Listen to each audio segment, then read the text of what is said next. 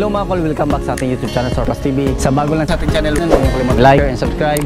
And click na rin ang notification bell para laging updated sa ating mga susunod na video uploads kayo ito.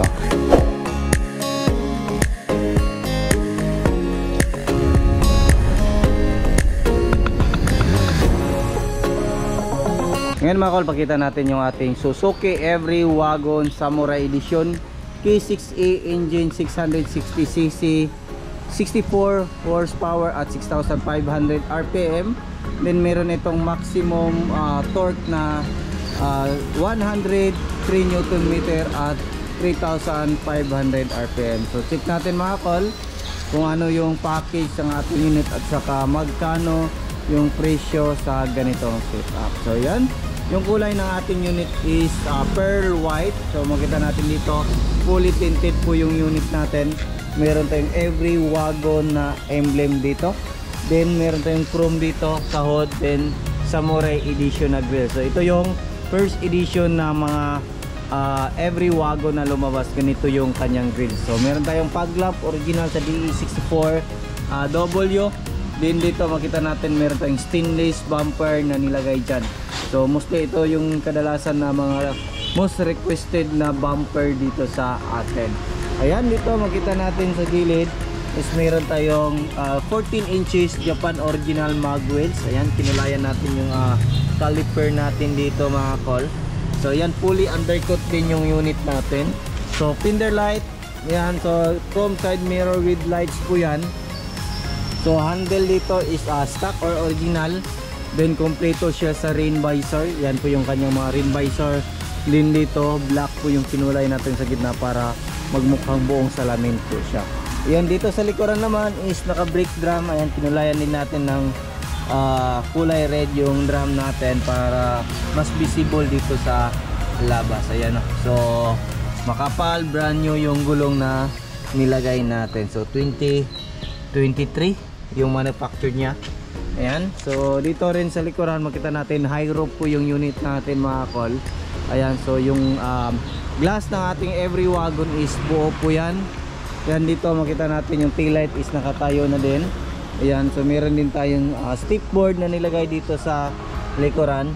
Ayan, so stainless po yan mga kol. Then meron tayong Every Wagon emblem dito. Ayan, so meron pa tayong garnish. Ayan, so third light, then sticker ng ating channel. Then dito sa likuran, ayan, makita natin is meron tayong third set na nilagay yan. So yung third set na nilagay natin is straight po siya. So yan po yung request ng ating customer. Ayan, so yung matting dito is bago na din lahat. Ayan, so check naman natin dito yung ceiling natin. Yan, brand new na po. So yung kulay is black po yung nilagay natin. Yan, so dito naman tayo sa interior ng ating unit. So yan, so manual sliding po yan mga kol, wala po siyang power slide. Yan, dito yung running board natin is naka plastic na din. Ayan, so dito makita natin yung ating jack at saka yung ating tie wrench nandyan. So yung riser natin nandito, brand new na din yung matting natin dito mga kol. Yan, so yung cover natin dyan is bago na din lahat. Yan, so kompleto siya sa seat belt. Dito meron siyang armrest, meron din siyang cup holder. So yan, ito yung upuan natin dyan. So kasya po dyan 3 or 4, depende po sa laki. Pero kung mga bata, kasya po yung 4 na passenger dyan. Ayan, so dito naman tayo. Ayan, so sa harap natin meron din tayong extra fan dito mga kol. Yan po yung extra fan na nilagay natin. Then dito, yung cover dito is bago na din. All power, power window, auto fold. Yan, so turn on natin yung susi natin. So power window, yan, functional. So auto fold, check natin. Ayan, so functional po lahat. Left and right function po yung ating auto fold ng ating unit. So yan, no, so magkabilaan. So function. Then side mirror, yan, functional yung retract nya. Ayan, so taas natin, then baba. Then lagay natin dito sa right side. Then yan, yan. So taas, baba. Ayan, so function lahat. So dito naman tayo sa ating loob. Ayan, dito makita natin meron tayong lagayan dito sa itaas, ayan. Then lagay ng sunglasses dito. Then itong room light natin, center mirror natin andyan. So yung sun visor natin magkabilaan po yan mga kod. So ayan. Then dito kumpleto siya sa passenger handle, isa, dalawa, then tatlo, original po yan na wala po siya dyan na side. Ayan, yung ganito.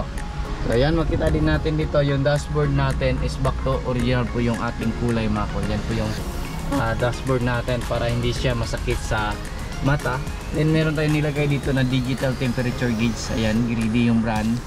Then naka 7 inches touchscreen stereo with reverse camera po yan mga kod. Yan po yung reverse camera natin.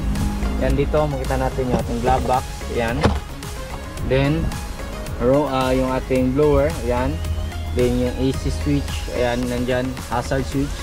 Ayan, dito overdrive switch, ayan, makita natin. Ayan, functional po yung overdrive natin. Ayan. So, meron din tayong mga extra lagayan dito. Meron din dito. Ayan.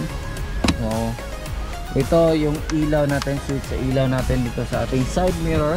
Ayan, tingnan natin. Yan po yung ilaw ng ating side mirror, kulay blue. Then, meron din siyang orange. Ayan, so titingnan natin, lagyan natin sa hazard. So yan po yung ilaw niya pag naka hazard siya mga kod. So meron din siya fender light. Ayan dito, ayan po yung ilaw ng ating unit. Ayan, so dito yung ating upuan, meron siyang extra neck pillow. Ayan, headrest, meron din siyang armrest dito. Meron siyang cup holder din, meron siyang mga extra lagyan. So yung seat belt is kompleto po yan. So start natin. Ayan, makita natin ito yung ating accelerator pedal, brake pedal, din yung ating parking brake pedal na. Ayan, so start natin. Ayan, so nakaandar na yung makina natin. So makita natin is umilaw yung cold start natin kasi first andar pa niya ng ating unit. So after seconds, kusang bababa yung ating RPM, then mawala na po ito yung ating cold start. Ayan, so stereo. Ayan, so goods, hindi lang natin paano baka makapiright tayo. So dito tayo sa makina. Ayan, tingnan natin. So ayan, ito yung makina natin. So yung makina natin is a K6A engine, 660cc 12 valve. Meron siyang maximum power na 64 horsepower at 6,500 RPM. Then meron siyang maximum torque na 103 Newton meter at 3,500 RPM. So yan po yung specs na makina natin. 3 cylinder, naka timing chain na po ito mga kol, 12 valve timing chain. Yan, so 3 cylinder. So EFI na po ito. Yan, so meron na siyang ECU, yung ating injector, isa, dalawa, tatlo, PCV valve. Then dito sa ilalim nandyan po yung ating injector or yung ating ignition coil at saka yung ating spark plug. So check natin yung power.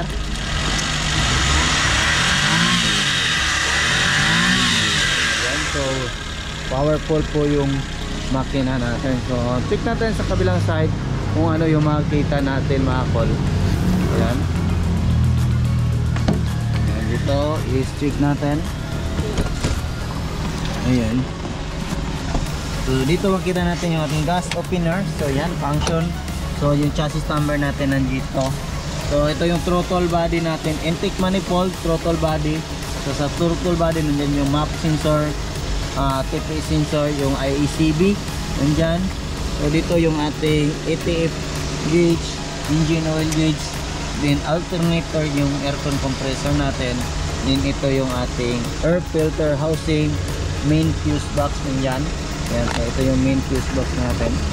Ayan, so ECU nandito. So check naman natin yung hood natin, kung ano yung makita natin dito sa hood ng ating unit. Ayan, so dito yung hood opener. Ayan, tingnan naman natin dito.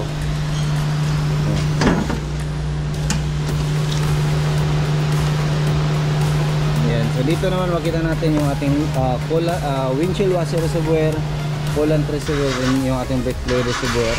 Then dito naman yung ating radiator cap. So coolant po yung nilalagay ng ating unit mga kol para sa cooling system ng ating makina para mas tatagal po yung ating sasakyan. So napaka-importante po ng parte ng ating coolant or yung sa cooling system sa ating sasakyan. So kaya coolant yung gagamitin natin. Hindi natin tipirin yung maintenance ng ating sasakyan. So yung presyo ng ganitong setup mga kol, sumabot po siya ng 310,000 all in na po mga kol, kasama yung third set, 7-inch touchscreen stereo with reverse camera, naka mag West Japan original, temperature gauge, chrome, side mirror with lights, yung ating seat cover, kompleto na yan, front and rear bumper, kasama na yan lahat mga kol. So 310,000 all in na po yan mga kol, kasama yung registration. Yan, so yan lang muna yung aming vlog for today. Maraming salamat po sa inyong patuloy na pagsubaybay. Sa bago lang sa ating channel, don't forget to like, share, and subscribe. And click na rin yung notification bell para updated kayo sa ating mga next video uploads kayo. Ingat po mga kol, and bye bye. God bless po sa ating lahat.